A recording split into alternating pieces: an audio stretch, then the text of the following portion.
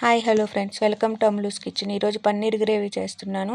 ఇందుకు ముందుగా ఒక మిక్సీ జార్ తీసుకొని అందులో అల్లం వెల్లుల్లిపాయి అలాగే గరం మసాలా దినుసులన్నీ వేసుకొని ఉల్లిపాయ ముక్కలు అలాగే టమోటా ముక్కలు పచ్చిమిరపకాయ కొత్తిమీర పుదీనా వేసి పేస్ట్ చేసుకుంటున్నాను. తర్వాత ఒక బాణలి తీసుకొని అందులో ముందుగా ఆయిల్ వేసుకొని ఆయిల్ వేడయ్యాక పన్నీర్ ముక్కలు వేసుకొని ఉప్పు కారం పసుపు వేసుకొని వేయించుకుంటున్నాను.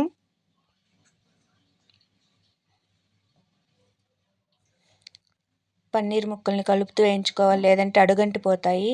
తర్వాత పన్నీర్ ముక్కల్ని వేరొక ప్లేట్లో పెట్టుకొని అదే పాన్లో ఆ ఆయిల్లోనే ఈ అల్లం వెల్లుల్లిపాయ పేస్ట్ వేసి బాగా కలుపుతున్నాను. అందులో రుచికి సరిపడా ఉప్పు కారం పసుపు వేసుకున్నాను.